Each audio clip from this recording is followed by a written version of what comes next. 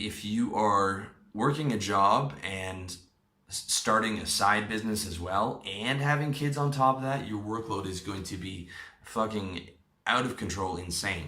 Just another reason why I encourage most guys to have kids later in life when they got their finances taken care of. So the way that I look at that decision, at least right now, is for something that's that massive, I think having kids is probably the biggest decision that you can make. I need to know that I'd be like 20% happier every day. I'd be willing to give the first years up because I know that you're not going to be sleeping and it's going to be a lot of stress, but I'd have to know that raising those kids for the majority of the time, and throughout my life is going to make me 20% happier a day. Whether it does, it's hard to say, because everyone tells you how much they love their kids, but no one ever says I regret having kids, because so you get a very one-sided description of that decision. The only guy who's ever said that having kids makes him less happy is Black Dragon from blackdragonblog.com. He loves his kids more than anything else in the world, but he said that living and having kids made him much less happy than he is now after they've moved out of the house and after he's single and has a lot of women in his life. And he also said the same thing about marriage. So that's something you have to take into account. There's very few. It's difficult to calculate that particular decision because there's very few people who are going to tell you the negative side of it. But for me, the decision is still up for debate. If I was going to follow through, I'd have to go through the whole risk profile and optimize it and make sure that, I had the cash flow and the big house and, the nanny to help out my wife with the kids, because that is a serious fucking decision. So on a personal level, I'm not undecided. You might have a totally different opinion, which is absolutely cool. But the point is, you have to use ROI on that decision and on every other decision, every other major decision, to make sure that you make the right decision for you. So finally, conclusions. Let me get serious with you and give you some fucking grown man talk right now. Okay, guys, I'm 34. I know that the majority of you guys are 18 to 30. Maybe, there's a decent amount of you in your mid-30s like me. I want to tell you this, okay?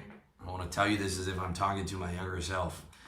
Life is not a trial run. There are no restart buttons. There are no cheat codes. You don't get a second chance.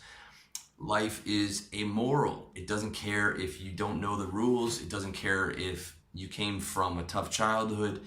It punishes people regardless. It doesn't matter who they are, rich, poor. If you break the rules, you get punished, okay? Life will burn the baby's hand on the oven stove just the same way, the baby who doesn't know better, just the same way as it will burn the college professor who does know better, because that is how it goes.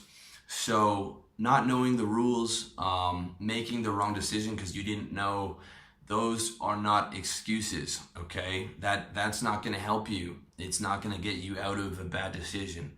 That's why every major decision, you have to do as much work as possible. You have to analyze that as much as possible before you pull the trigger on it, because those big decisions, man, you can't take back. You can't take back having kids when you didn't have enough money for them, man. You can't take that back.